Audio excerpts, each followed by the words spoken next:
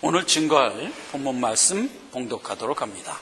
에베소서 2장 21절 22절 2절 말씀입니다.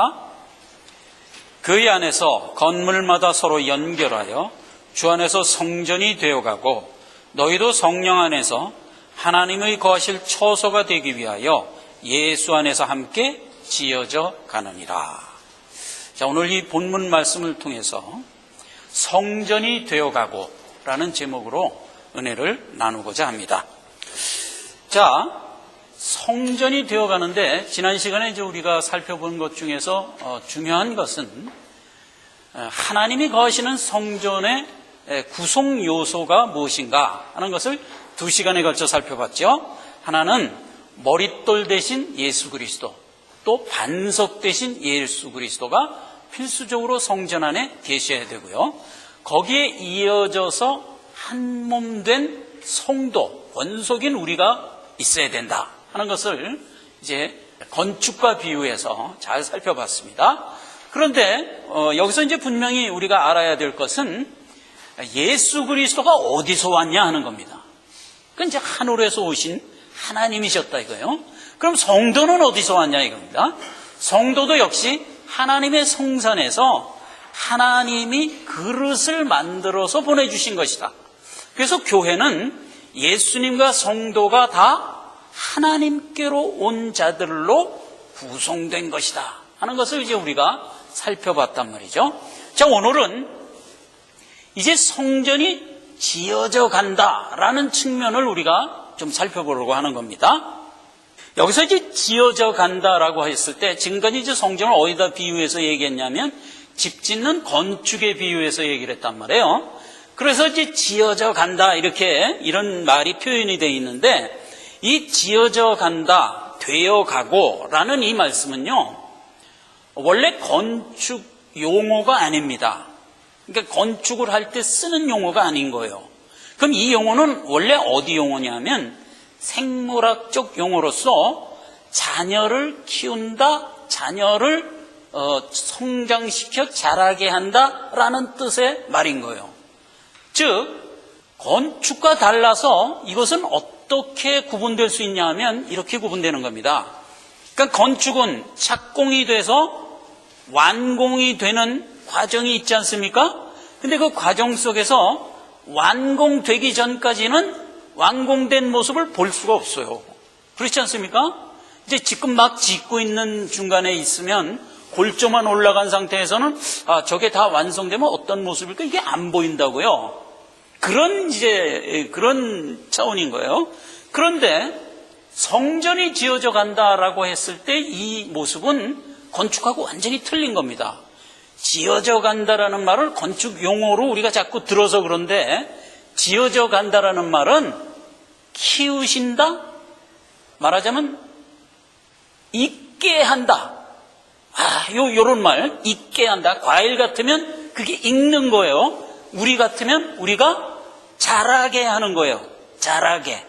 그러니까 이제 어떻게 다르냐 하면 우리가 칭의로서 이게 착공이 되지 않습니까? 건축에 비하면 착공이 되는 거예요. 칭의로서 처음 교회를 형성할 때 그 모습에서 이미 무엇이 보인다? 완성이 보인단 말이에요. 건축은 틀려요. 완전히 완성이 될 때까지 완성된 모습을 볼 수가 없어요. 근데 우리는 아닌 거예요. 시작부터 무엇이 보인다? 완성이 보이는 거예요. 그랬는데도 불구하고 우리는 어떻게 된다? 성장을 해야 된단 말이에요. 자라가야 된단 말이에요. 이것은 무엇과 비유하면 우리가 금방 이해가 되냐면 우리가 자녀를 낳아서 키우는 데서 비유를 하면 금방 알 수가 있어요. 아기를 낳으면 아기가 작지만 완성된 사람입니다. 그렇지 않습니까? 완성된 사람이에요. 그래서 눈도 있고 코도 있고 있을 게 다 있단 말이에요. 다만 아기일 뿐인 거예요. 그 완성의 모습이 시작부터 있다니까요. 그런데 거기서 무엇이 필요하다? 자라가야 된단 말이에요. 이 개념이 성전이 지어져 간다라는 말로 우리가 이해해야 할 개념인 거예요. 성전은 지어져 간다 할 때 중간에 짓다가 그만 과정에서 보면 아직 성전의 모습을 우리가 볼 수 없어. 이런 게 아니란 말이에요.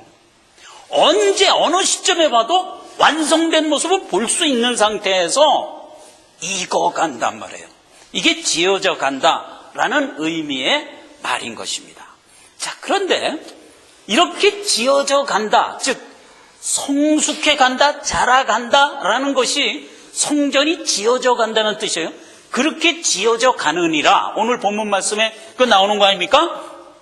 너희도 그 안에서 건물마다 서로 연결하여 주 안에서 성전이 되어가고, 또 너희도 성령 안에서 하나님의 거하실 처소가 되기 위하여 예수 안에서 함께 지어져 가느니라 라고 했을 때, 되어가고 지어지고 하는 것은 지금 아직 완성의 모습을 향하여 가고 있다. 그래서 아직 완성의 모습을 볼 수 없다라는 뜻이 아닌 거예요. 이미 완성됐는데, 에베소서 2장에서도 그 얘기 아니에요? 너희를 구원하여 이미 우리를 어디다 갖다 올려놨어요? 하나님 모자 우편에다 딱 앉혀놓고 시작한다고 그랬잖아요. 그러니까 우리는 이미 완성이 됐어요. 그러나 아직 애기다. 그래서 자라나야 된다 하는 개념으로 성전이 지어져 간다는 것을 일단 배직으로 이해를 하고 들어가야 되는 겁니다. 자, 그 상태에서 우리가 조심해야 될 게 뭐냐? 바로 이런 겁니다. 성전이 지어져 간다라고 했을 때 우리가 익어간다, 성숙한다, 자라난다 하는 것의 실질적인 내용은 뭐냐면, 부모가 자녀를 낳아놓고 방치하지 않지 않습니까? 품고 젖을 먹이고 보살핌으로써 아기가 자라나는 거 아니에요? 그와 마찬가지로 하나님도 우리를 품고 먹이고 보살핀다 이거예요. 그렇게 보살피는 가운데서 우리가 뭐로 자라나는 겁니까? 젖으로 자라나죠. 성경에서 양식 그럼 뭐예요? 한올 양식. 늘 말씀이잖아요. 그러니까 진리의 말씀으로 우리를 키우신다 이겁니다.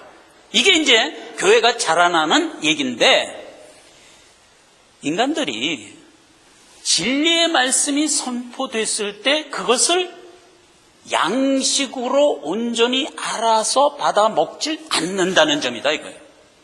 근데 원래 하나님이 보내준 하나님의 권속은요, 양식을 먹으려는 소욕이 있어요. 우리가 자녀를 낳아서 알잖아요.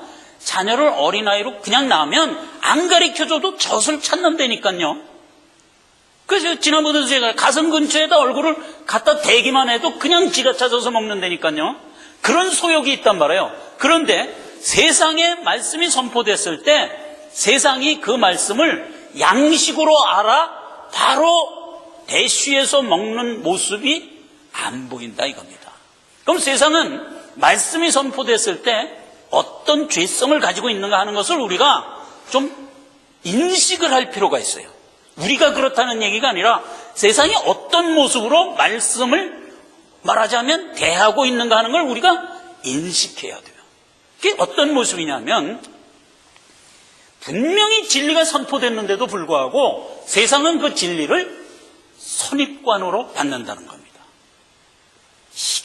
이게 기가 막힌 노릇인 거예요. 예수 그리스도가 자신이 자신의 말씀을 가지고 왔을 때 세상 사람들은 예수의 입에서 나오는 진리의 말씀을 안 듣고 뭘 봤다? 저 사람 저거 요셉의 아들이잖아. 이랬다는 얘기예요. 이렇게 됐을 때 진리가 귀에 들어올 수가 없는 거예요. 그 얘기가 마태복음 13장에도 기록되어 있고 누가복음 4장에도 여러 번 기록되어 있는데, 대표적으로 누가복음 4장을 한번 보도록 하자고요. 21절에 이렇게 기록되어 있는 걸 보게 됩니다.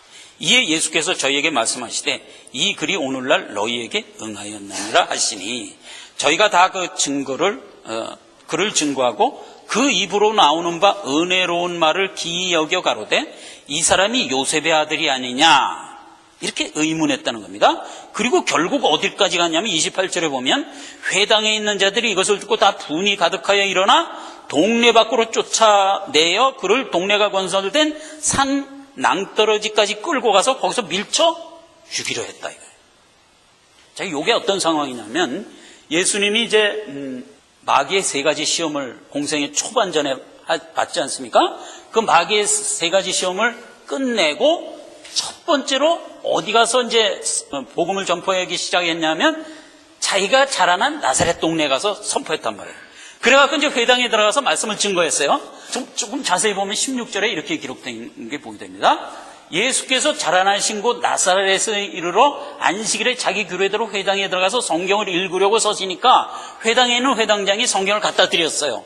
그러니까 이제 예수님 그 성경을 받아서 이사야를 피더니 이사야에 있는 성경 말씀 한 구절을 읽었습니다. 그 얘기가 이겁니다. 주의 성령이 내게 임하셨으니 이는 가난한 자에게 복음을 전하게 하시려고 내게 기름을 부으시고 나를 보내사 포로된 자에게 자유를, 눈먼 자에게 다시 보게 함을 전파하며 눌린 자를 자유케 하고 주의 은혜의 해를 전파하게 하려 하심이라. 여기 이사야가 예언된 말이에요. 그러니까 예수님이 오시면 그가 와서 이렇게 하리라 하는 것이 이제 예언됐단 말이에요.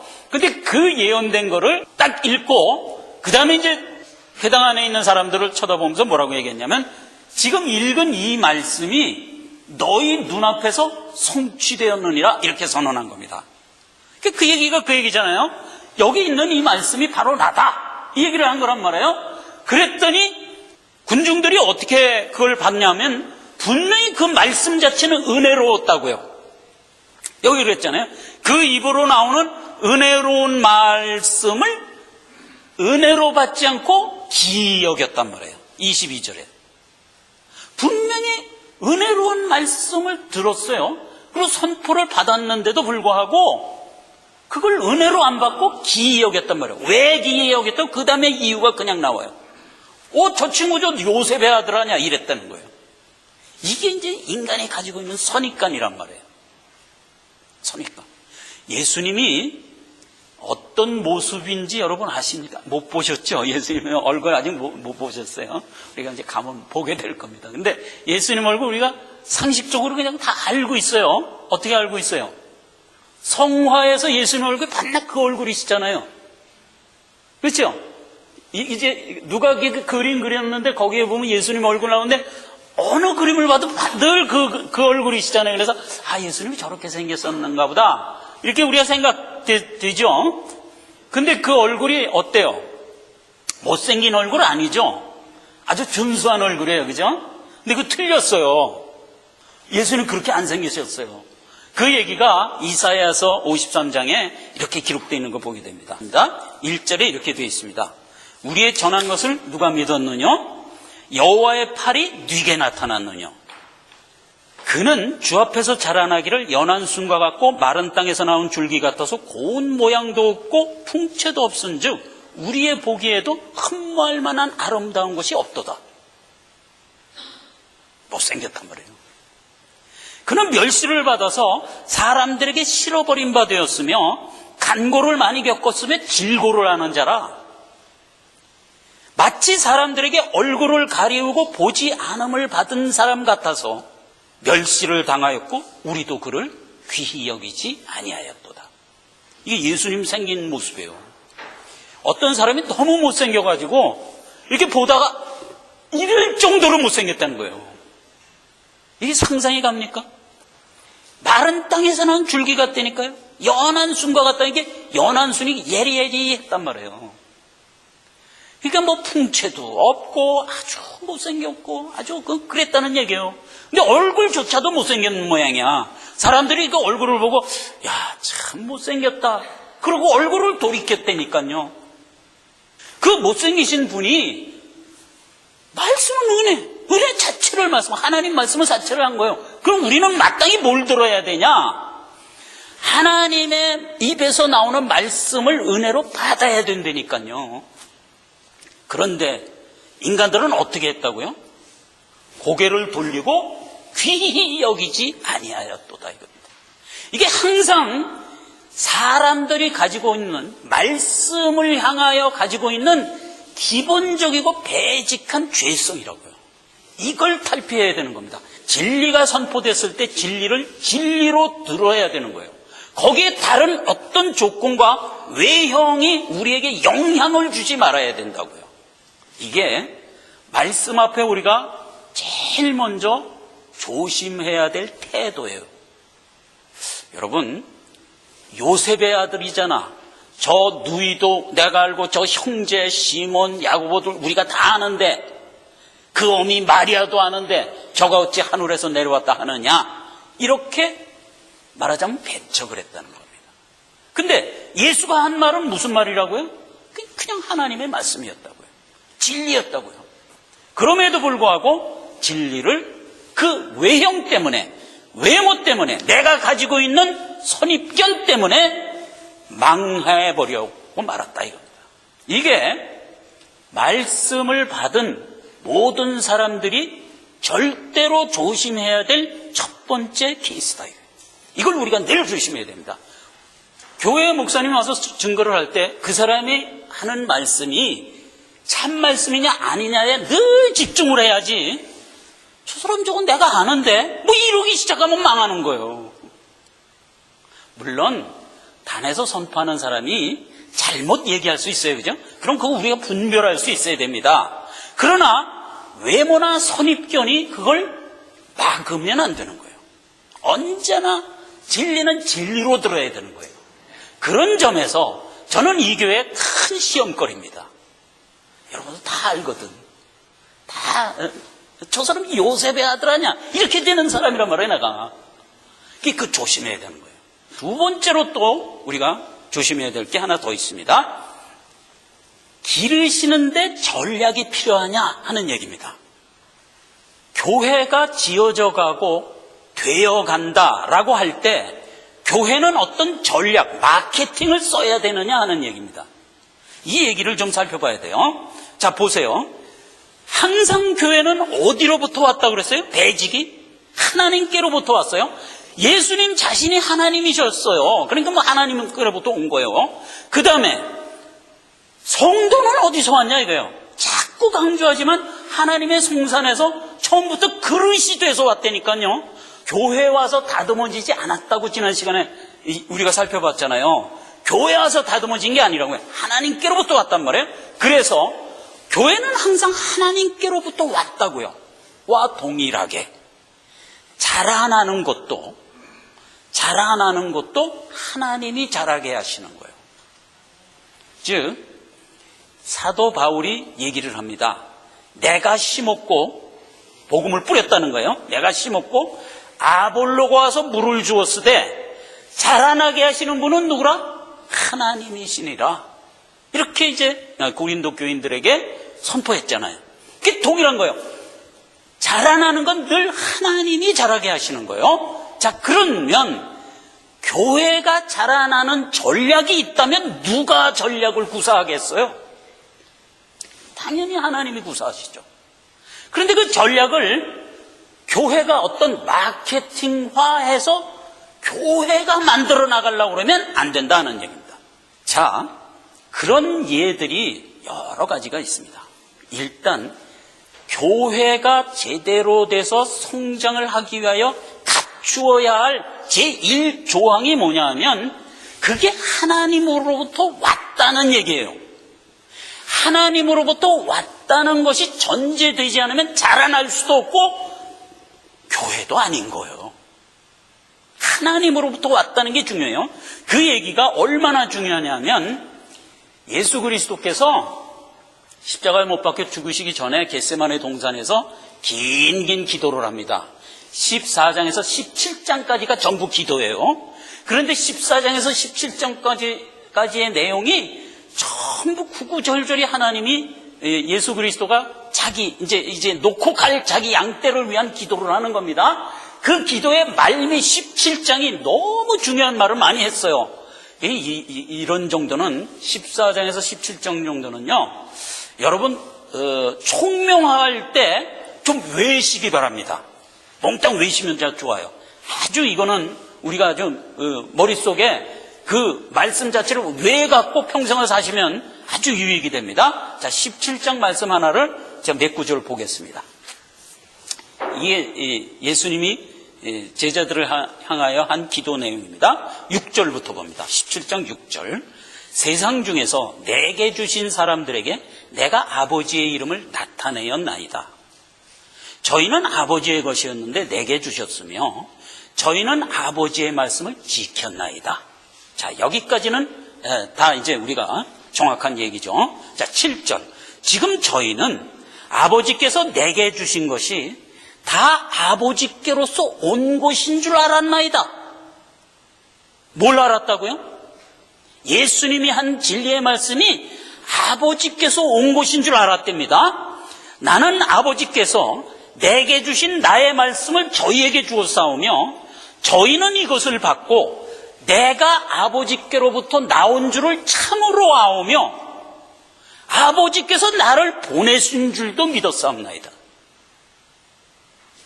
예수 그리스도가 와서 말씀 전했어요. 그 말씀이 누구로부터 온 거라고요?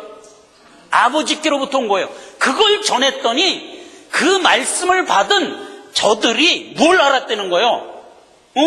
그 말씀 하나님께로부터 온 거로구나, 이걸 알았다는 겁니다. 이게 영생인 거예요. 어떤 진리의 말씀이 선포됐을 때 그 말씀은 하나님 말씀이구나, 이렇게 인정을 하고 깨달아 나가는 자, 이게 영생 가진 자들이란 말이에요. 이게 굉장히 중요한 거예요. 아니, 은혜를 받고 그 말씀을 듣고 야, 이거 되게 은혜로운 말씀이다 라고 은혜를 받는 거에 실질적인 내용이 뭐냐면 그 말씀이 하나님께로부터 왔구나를 아는 거예요. 자, 그 다음에 이어지는 얘기, 계속 그 얘기예요. 21절. 아버지께서 내 안에, 내가 아버지 안에 있는 것 같이 저희도 다 하나가 되어 우리 안에 있게 하사 세상으로 아버지께서 나를 보낸 것을 믿게 하옵소서. 이거예요. 왜 하나가 됐냔 말이에요. 왜? 하나가 된 이유는 그 말씀이 아버지께로부터 왔다는 사실을 믿게 하려고 하나 됐대요. 교회의 목적인 거예요. 23절. 이게 다시 강조합니다. 곧 내가 저희 안에 아버지께서 내 안에 계서 저희로 온전함을 이루어 하나가 되게 하려 함은 아버지께서 나를 보내신 것과 또 나를 사랑하신 같이 저희도 사랑한 것을 알게 하려 함이라. 그러니까 모든 말씀 선포나 우리가 하나가 되는 연합이나 이 모든 게 전부 어디에 포인트를 맞추고 있다고요? 선포되는 말씀이 아버지께로 왔다는 데 포인트가 있는 거예요. 그러니까 진리라는 거는 세상으로부터 나온 게 아니다. 이거는 신령한 것이고 하나님께로부터만 온 것이다라는 것을 아는 것. 이게 영생이란 말이에요. 이게 요한복음 17장 3절 말씀이 그 결론인 거예요. 영생은 하고 정의가 나오잖아요. 영생은 곧 유일하신 참 하나님과 그의 보내신 자 예수 그리스도를 아는 것. 이게 영생이란 말이에요.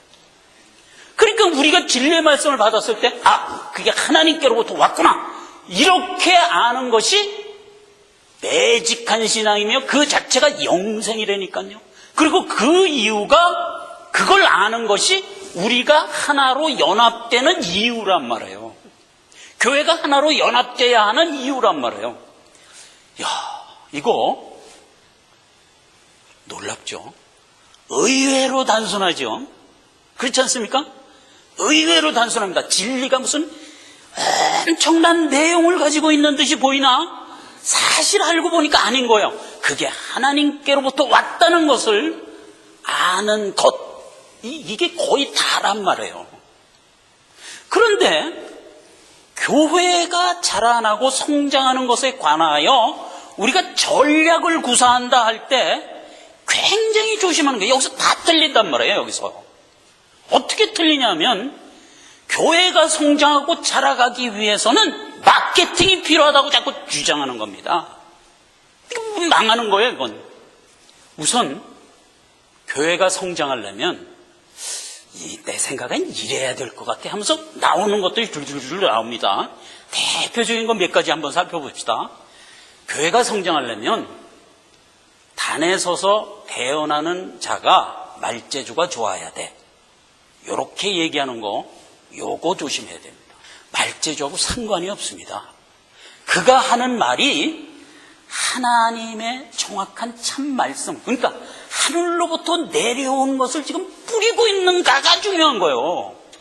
말재주는 상관이 없는 거예요. 왜 상관이 없는 걸 성경이 뭐라고 증명하냐면 성경에서 선지자 중에 제일 큰 자가 누구예요? 구약에서 모세잖아요. 모세. 근데 모세가 어떻다고요? 말재주가 없는 사람이었다고요. 그 얘기가 출애굽기 4장 10절에 모세를 부릅니다. 모세가 이렇게 얘기합니다. 모세가 여호와께 고하여 주여 나는 본래 말에 능치 못한 자라 주께서 주의 종에게 명하신 후에도 그러하니 나는 입이 뻣뻣하고 혀가 둔한 자니이다. 모세는 말재주가 없었어요. 그런데 하나님이 이놈은 상관없다. 네가 말 잘하고 말 못하는 건 누가 만들었냐? 내가 만들었다. 너는 네 말재주에 의지하지 말고 내가 네게 준 것 갖고 가서 그냥 던져라 이거예요. 말재주가 좋으면요 자꾸 무슨 문제가 생기냐면 하나님이 준 곳에다 자기 말재주 넣어서 섞어서 던진다니까요.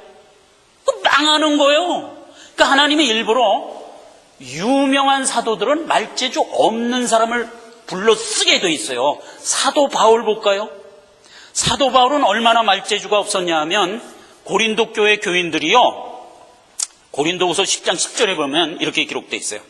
저희 말이 그 편지는 중하고 힘이 있으나 그 몸으로 대할 때는 약하고 말이 시원치 않다. 고린도 교인이 그랬다고요. 그 사도 바울이 써서 보내는 편지를 보면 야 편지는 은혜롭고 좋은데 와서 직접 얘기할 때는 말이 도대체 시원치 않은 거예요. 말재주가 없는 거예요. 그래갖고 사도 바울이 좀 이렇게 폄하했단 말이에요. 그리고 또 사도 바울은 예수님 닮아갖고 지독히도 못생겼다고. 예, 지독히도 못생겼어요. 키도 작고 아마 그랬던 것 같아요. 그리고 뭐 온몸도 건강하지도 못해서 눈도 나쁘고 뭐 어디 아픈 데도 많고 밤낮 골골했단 말이에요. 그러니까 사도 바울이 그 주옥과 같은 하나님께로부터 온 진리를 던졌는데도 거기에는 안 보고 전부 뭐에만 봤다? 야 말재주 시원치 않고 아주 응? 신관이 참 떨어진다 이쪽으로만 자꾸 갔단 말이에요. 그런 그 사도 바울을 하나님이 쓰시잖아요. 이게 하나의 뭐가 되냐면 총속이랄까? 그 사도 바울, 그 못생긴 사도 바울이 말재주 없는 그 입으로 나가는 말을 은혜로 받는 사람과 외모에만 보고 에이 저거 아니야 그러고 가는 사람을 말하자면 갈라놓는 역할을 한단 말이죠. 그게 하나님의 전략인 거예요. 말재주 말고 또 있어요. 인기 갖고 한번 볼까요? 그걸 뭐라 그래요? 친교성이 있어야 된다. 그러니까 교회에서 지도자는 친교성이 있어야 된다. 그럼 이제 우리가 딱 이렇게 떠오르는 사람 중에서 누가 있어요?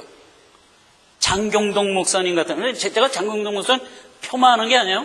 그런 캐릭터예요. 친교성이 있어요. 그래갖고 재미가 있어. 얼마 재미가 있고 말도 유머스럽게 잘하고 사람이 말이야 같이 있으면 좋아. 이게 친교성이 있어. 그럼 그 친교성이 좋아야 교회는 제대로 성장한다라고 생각하는 거예요. 그것도 아니다 말이에요. 그렇지가 않단 말이에요. 있거나 없거나 사실은 상관없단 말이에요.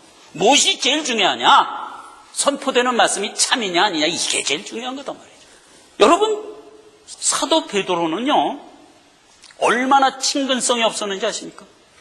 사도 베드로는요 교인들이 예루살렘 교인들이 감히 사도 베드로하고 상종을 안 했어요. 상종을 뭐 무슨 이유인지는 모르겠어요. 하여간 사도 베드로가 저기 있으면 그냥 일로 다 가는 거야. 밥을 먹고 있는데 사도 베드로가 먹으면 다 저 식기 돌고 다른 상으로 간다니까요. 상종을 안 했어요. 아니 그게 그런 말이 어때요? 성경이 있다니까요. 사도행전 5장 13절입니다. 그 나머지는 감히 그들과 상종하는 사람이 없어 백성들이 칭송하더라. 분명히 베드로가 하는 말은 은혜로워요. 그래서 백성들이 칭송은 하지만 함께 상종을 안 했단 말이에요. 여기서 상종이라고 말을 써서 그런데 감히 그 뭐라고 하면 무뚝뚝하고 말이지 도무지 같이 있기가 싫은 사람이에요. 그랬단 말이에요. 베드로가. 그 대사도잖아요. 왜 그렇죠? 그런 외모에서 풍겨나오는 친근감, 전략, 마케팅 이런 게 좋아서 그때 3,000명, 5,000명이 부흥됐나요? 아니요. 하나님의 말씀을 정확하게 던졌기 때문에 그렇게 된 거단 말이죠. 또 하나 있어요. 지금 서국교회를 보면 몰락해버렸습니다. 그렇죠? 근데 이 서국교회가 원래 어떤 곳이에요? 기독교 발상지라고요. 사도 바울이 원래는 아시아 쪽으로 선교를 하려고 그랬어요. 그랬더니 하나님이 성령으로 사도 바울에게 환상을 보여줬어요. 근데 마게도니아에서 웬 사람들이 막 손을 들고 자기를 오라고 막 불러. 그러는 꿈을 꾼 거예요. 그래서 사도 바울이 깨닫습니다. 아, 이게 성령께서 나보고 마게도니아로 가라고 그러는 모양이다. 그래서 이제 마게도니아로 간. 그래서 그때서부터 복음이 서진하는 거예요. 서쪽으로 가는 거예요. 그래서 온 유럽이 다 복음화가 되죠. 그렇게 해서 그게 몇 년간 가죠? 1500년까지 전 유럽이 다 복음화가 됩니다. 서기 1500년까지. 그리고 그 아주 꽃과 같은 그 세월을 2세기 정도 더 보내죠. 그리고 나서 이제 18세기, 19세기에 들어서서 서구는 기독교 불모지가 되기 시작합니다. 그래서 오늘날 어떻게 됐어요?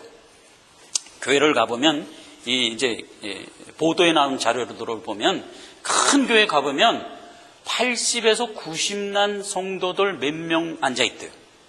이제 그분 돌아가시면 이제 끝나는 거예요. 더 이상 성도가 없어요. 자, 그러면 서구교회가 망하게 된 원인이 뭐냐 하는 걸 우리가 살펴봐야 된다. 뭘까요? 교회가 제 역할을 못해서 망하게 됐다. 이게 이제 첫 번째 사람들이 생각하는 생각입니다. 그런데 보세요. 교회가 그럼 뭘 해야 된다? 그러니까 뭐 이제 찬양도 좀 있어야 되고 젊은이들을 위해서 뭐 록밴드도 좀 단에서 좀 울려 퍼지고 좀 목사님도 고리타분하게 뭐 말만 하지 말고 좀 어떻게 유머를 섞어서 말이지 좀 화려하게 뭐 좀 이렇게 해야 되지 않냐 하는 쪽으로 이제 자꾸 전략을 생각한단 말이에요. 그러면서 예를 들면 뭐 조엘 오스틴을 봐라 얼마나 그 좋으냐 자꾸 이런 쪽으로 간단 말이죠. 그러면 그렇게 하면 부흥이 될 거냐 하는 거예요. 안 된다고요. 어떻게 해도 안 된다고요. 부흥이. 교회라는 이름으로는 부흥이 안 되는 거예요. 그럼 뭐냐 이거예요 도대체 원인이. 그건 교회의 전략이 부족했기 때문이 절대 아닌 거예요. 만약 이제 답부터 얘기하면 이럽니다. 오늘날 사도 바울이나 베드로를 서구에 갖다 놔도 교회는 부흥 안 됩니다. 그럼 원인이 뭐냐 이거예요. 원인이. 교회가 설려면 아까 얘기했잖아요. 두 가지가 절대적으로 하나님께로부터 와야 된다고요. 하나는 뭐요? 말씀이 와야 돼요. 말씀이. 또 하나는 뭐요? 하나님의 성산에서 하나님이 만들어 놓은 성도라는 그릇을 보내줘야 돼요. 그래서 둘이 만났을 때 그게 교회가 되는 거예요. 그런데 서구교회는 지금 뭐가 없다? 하나님이 보내준 그릇이 없는 거예요. 영생 얻기로 작정된 주의 백성이 없는 거예요. 그럼 거기에 천없는 사람이 가서 복음을 참 말씀을 아무리 선포해도 소용이 없는 거예요. 서구교회가 몰락하는 거예요. 자, 이 현상이 지금 어디까지 번져오고 있어요. 우리가 눈으로 보이잖아요. 미국까지 왔어요.